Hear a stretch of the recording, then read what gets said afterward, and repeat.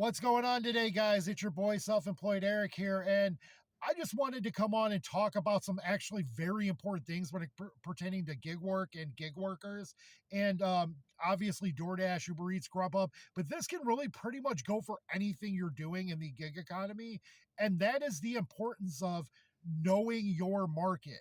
Now, everybody's going to come on here and say, I made this much, or I made this much, or I'm a platinum dasher, or whatever. Well, I'm a diamond decliner. So I'm going to tell you what I do, and I'm going to tell you how knowing your market is important. Okay.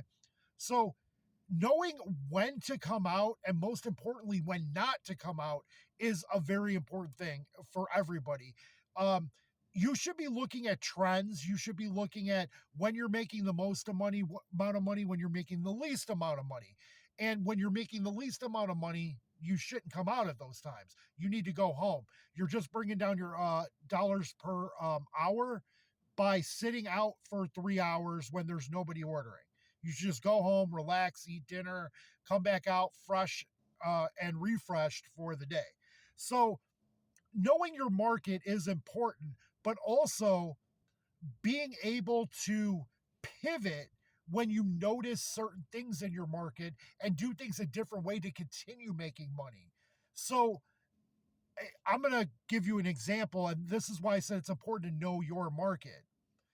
In my market in Northwest Indiana, about 45 minutes southeast of Chicago, I've always worked this specific market. This is where all the restaurants are. So me and other dashers in this area have noticed that our nighttime earnings have gone way down. And this has been the last couple months. We've also noticed a lot of people coming out in business attire almost, or maybe just that have been working in an office all day. And a lot of these people are coming out at night after they get off of work and dashing. So it's kind of oversaturating our area at that amount of time. And also, honestly, this is a funny story. My mailman does DoorDash, and I've seen him out a couple times, and it's just funny that I run into him. He's still in his mail uniform. It's just hilarious. And we BS and stuff. He's a cool guy. He picks up all my eBay packages sometimes. So, but that's neither here nor there.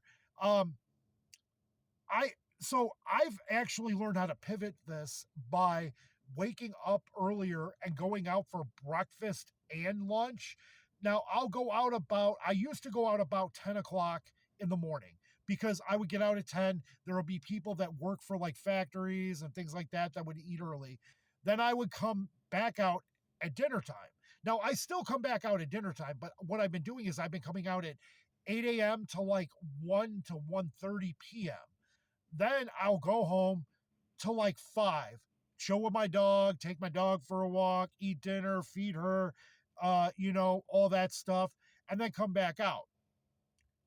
But the difference is now that I'm doing the breakfast, I'm making money when there's less people on. So if I don't make good at dinner, I've made up for it in the morning. You know what I'm saying? So I'm able to okay, hey, this ain't working out tonight. I've been out for a couple hours and I haven't made much. I'm just going to go home instead of having to sit out because you're relying, or not even necessarily relying, but you want to make a certain amount every day, which a lot of people do. They have goals, what they want to make. So, just notice those types of trends in your own market so you can do the same thing.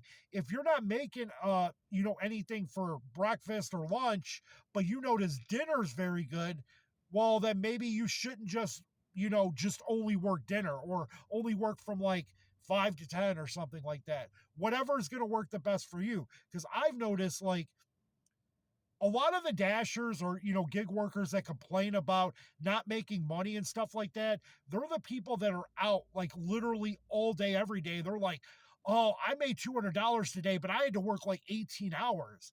I don't want to work 18 hours to make $200.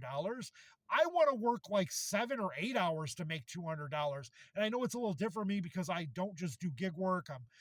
My whole thing is being self-employed, and I also do eBay, and I have multiple income streams, and I'm trying to make content creation my third income stream. So, just be weary of that, guys. Kind of pay attention to the trends in your neighborhood, the trends where you work, and adjust what you need to do. Sometimes you got to pivot and adapt to be able to make it in this industry and in gig work. Not everything's going to be the same all the time. DoorDash changes, the apps change, the algorithm changes, and that happens on eBay too. Like things change, so you have to adjust what you do to make the type of money you want. So, you guys, if you could, like I said, I'm trying to make content creation a third part of my income stream. So, could you please go like, share, subscribe, do all that jazz? My link tree's in the bio, and if you're on other social media sites or YouTube or things like that, I'm on Flip also. Please go ahead and give me a follow over there. Let's grow together. I'm just out here trying to be self-employed and live the American dream of working for myself and living on my own terms. Have a